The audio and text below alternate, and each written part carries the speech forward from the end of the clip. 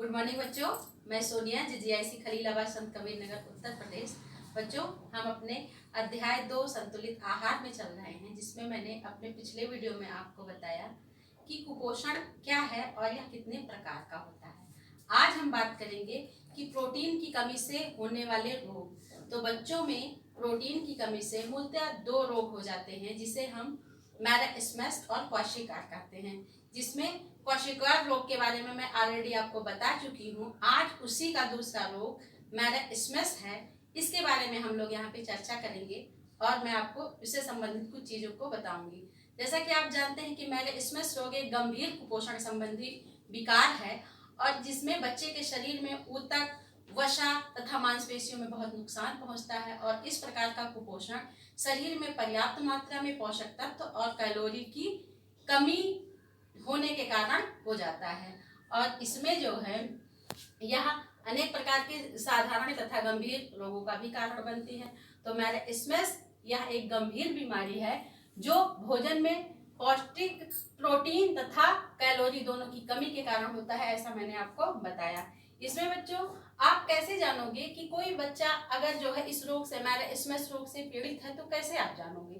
तो सबसे पहले उसके शरीर की स्थिति को देखकर उसमें कुछ ऐसे लक्षण परिलक्षित होते हैं जिसको देख के आप आसानी से जान जाओगे कि वह बच्चा मैरास्मस नामक रोग से पीड़ित है। इसमें बच्चे के शरीर की वृद्धि रुक जाती है तथा मस्तिष्क का भार कम हो जाता है और बच्चे के शरीर का वजन बहुत तेजी से घटने लगता है। बच्चे का मस्तिष्क का भार भी कम हो जाएगा, बच्चे का शरीर दुबला पतला हो जाएगा और त्वचा ढीली तथा झुर्रीदार हो जाएगी। और इसका प्रभाव जो होता है सबसे ज्यादा त्वचा पर दिखाई देने लगता है और इसका प्रभाव स्किन तथा नाखूनों पर दिखाई देता है, जिससे त्वचा झुर्रीदार हो जाती है। और इस रोग में इस चीज को जो है हमको नजरअंदाज नहीं करना चाहिए, यानी अगर बच्चा इस रोग से पीड़ित है तो इसको नजरअंदाज नहीं करना चाहिए। फिर आपका आता है कि बच्चे के शरीर में रोग प्रतिरोधक क्षमता घट जाती है और रोगों से लड़ने की उसकी जो क्षमता रहती है वो बहुत कम हो जाती है। वह एक ही नहीं अनेक रोगों से भी ग्रसित हो सकता है। उसका मानसिक विकास भी रुक जाता है और जो है विभिन्न प्रकार के रोगों से ग्रसित हो जाता है। जैसा कि आप जानते हैं कि मैरास्मस में हड्डियों को भी खतरा हो जाता है। हड्डियों की मजबूती के लिए सिर्फ कैल्शियम ही जरूरी नहीं होता है, बल्कि प्रोटीन भी हड्डियों की ताकत तथा उसके घनत्व को बनाए रखने में सहायक होती है।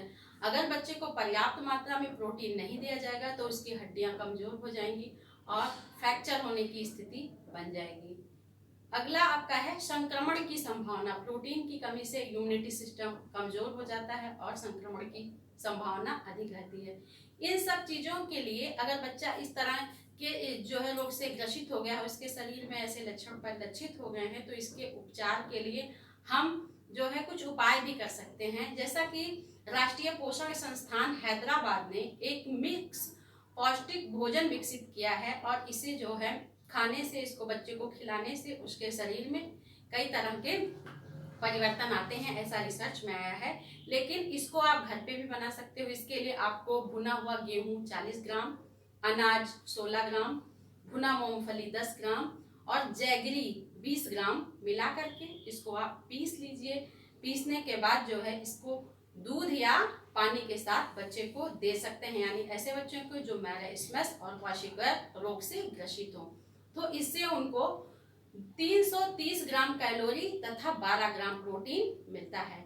ये तो आप कर सकते हो आसानी से, लेकिन इसके अलावा भी आप जो है बच्चे को दिन में फल तथा सब्जियां कम से कम 5 बार अवश्य देना चाहिए। उसके आहार में दूध, पनीर, दही और डेयरी उत्पादन जैसे भोज्य पदार्थों को अधिक शामिल करना चाहिए। चावल, आलू, अनाज, स्टार्च के साथ अन्य खाद्य पदार्थों को भी सम्मिलित कर सकते हैं। अगर बच्चे का रुचि है तो उसे मांस, मछली, अंडा, बीन्स और खाद्य पदार्थ जिसमें प्रोटीन की मात्रा भरपूर है उनके आहार में जरूर शामिल करें। वसा में आपका तेल, नट और बीज, कई तरह की चीजों को आप सम्मिलित कर सकते हैं। इसके अलावा भी उसे ब्राउन ब्रेड दे सकते हैं और उसे एक भरपूर ग्लास दूध दिन में कम से कम 3 बार अवश्य देना चाहिए। मुझे लगता है कि ये सारे उपचार करने से अगर बच्चा जो है मैरास्मस या क्वार्शिकार रोग से ग्रसित है तो ये सारे उपचार करके उसे आसानी से ठीक किया जा सकता है और ये असंभव नहीं है, बच्चा स्वस्थ हो सकता है। तो आप भी जो है इस तरह के उपचार को कर सकते हैं। और इसके लिए माँ का दूध सबसे महत्वपूर्ण होता है और उसके आहार में माँ का दूध तो होना ही होना चाहिए। ठीक है, धन्यवाद, नमस्कार।